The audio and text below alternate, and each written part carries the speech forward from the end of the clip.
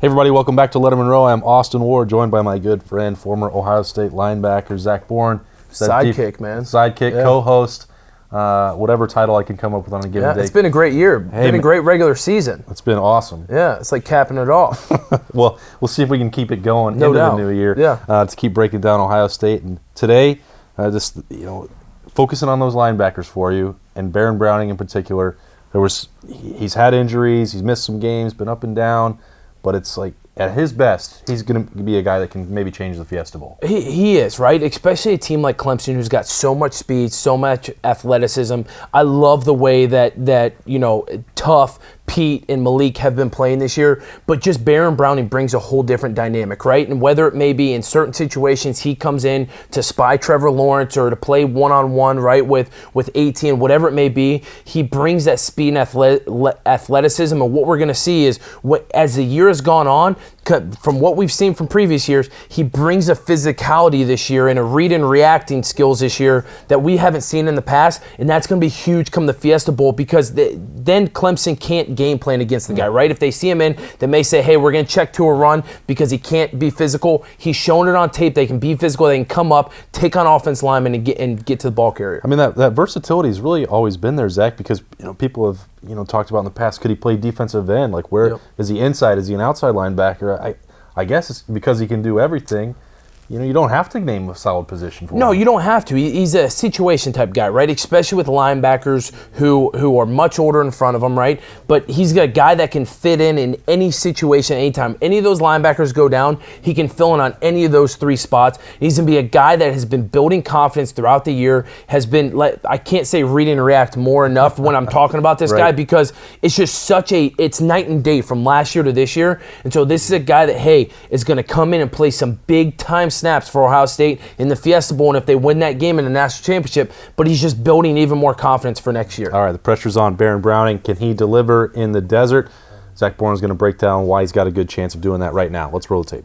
All right, Zach, Baron Browning has not been fully healthy really all year. He keeps saying that it doesn't matter. He's going to play through it, whatever. It's a wrist, if it's the groin, the core muscle, whatever, and he is just continuing to deliver in these big games. He is, especially late in the year, right? You see it here against Penn State. He brings a whole different dynamic to this linebacking core, right? He's an athletic guy, really quick. He's got a lot of Ryan Shazier in him. I don't know, we'll see a couple plays to show his physicality, but look how he does this, right? There's obviously a game. He goes in, gets the center to engage with him just to make these guys have one-on-one blocks, right? As soon as the center engages, he knows this guy can't really help. He circles around, leaves the tackle on a one-on-one island. Obviously, you see Tyreek Smith doing his thing, Chase Young doing his thing, but here you see the speed, be able to come around, play the edge there, and Baron Browning's getting a tackle for loss. And gets a little celebration in there, too. He does.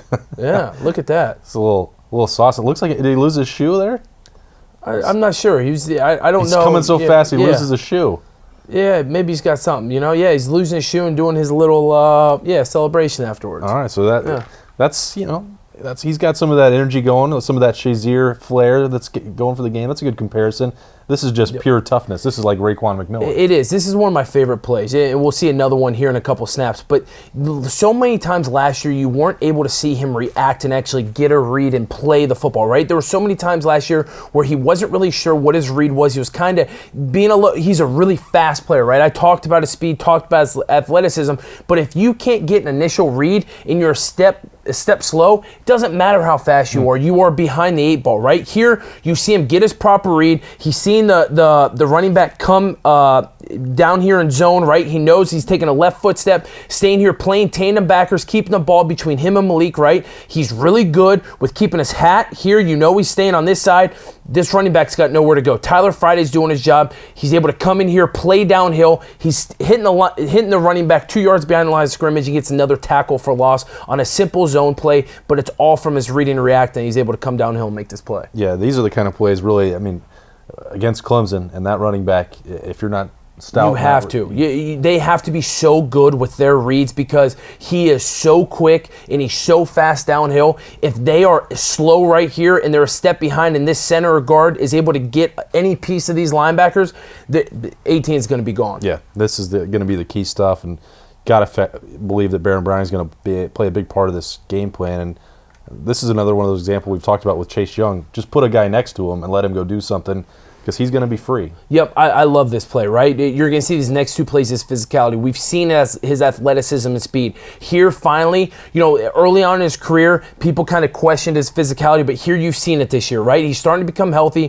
one-on-one block with the running back, right? He's able to go in here, instead of trying to dance around this guy, that maybe he would have done in the past, guess what? He gives him a little foot in the ground, gets right up underneath his chin, drives him back, extends with his arms, is able to come off and get a sack here in a big situation. Yeah, you don't want to see Baron Browning on a running back if you're any quarterback, Trevor Lawrence. Maybe. No, you do not. But it's all in his physicality. This is a new thing that he's brought to his game this year.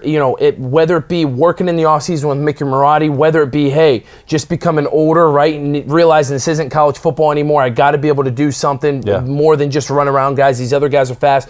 When he brings in this physicality to this position, this linebacking position, he becomes a so much more well-rounded player. Yeah, big play right there for Baron Browning. Whole bunch of them going through as we continue to roll along and as the set breaks down around us. But this is in the rivalry game. This is where you got to make big plays. He's not alone. That's another one where we've talked about 5 hats showing up. Yep, no doubt. But you see this right here, right? Look at this. He's still getting a great read here. Listen, this Ruiz kid is a big kid, right? Really good player. He gets in here, gets up underneath his chin. You saw the extension that he had on him. He gets off of him and is able to get in here and make a play. And it's behind the line of scrimmage, right? That's what we did not see last year that now you're seeing from these linebackers, and especially number 5 right here, right? He's so good.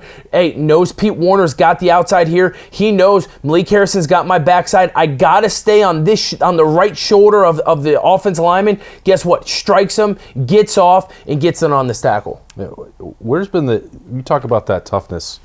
I mean, is that it? Is it the scheme? Like what? It is a legit mental thing. That's all it is. It is, hey, am I mentally tough enough to say, hey, in some situations I can't run around these guys. I can't play high school football. I can't out athletic these guys, even these big offensive linemen. I have to get down and put my head underneath his chin and push him back, get his head to come back, get my extension, and get off the block. If you try and dance around those guys at all, which we saw last year, next thing you know, if he dances around this guy and for some reason Malik Harrison isn't right here and is a step slow, they crease this, right? They crease this right down the middle right here, and we saw that so many times last year. Now you see guys being physical. Look at Pete Warner right here, striking on the tight end, keeping his leverage, right? Hands extended. This guy's got no chance. Right here, Baron Browning, right? You see the extension on him. Offensive lineman's got no chance. Malik Harrison doing his job, staying on the back hip of this guy, saying, hey, I cannot let him get anywhere here. I'm doing my job.